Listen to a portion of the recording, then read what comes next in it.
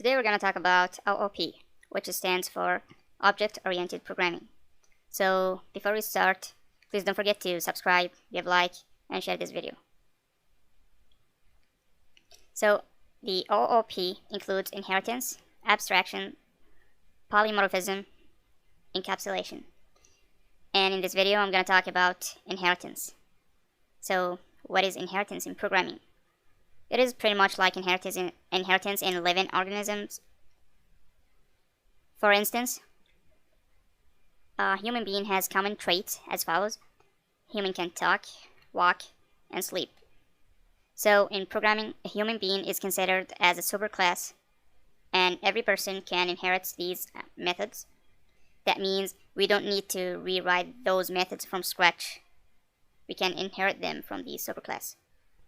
So let's look at this example. We have this class named abilities, and abilities inherits the human being class, the superclass, and he already got these methods, the walk, talk, and sleep.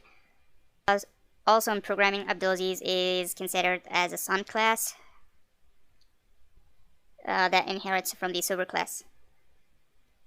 And let's suppose that abilities has a gift and he can draw. So in this case, we cannot inherit a method that is not already there in the superclass. So we have to write this method inside the abilities class. So that's all what we need to know in this video. See you in the next one.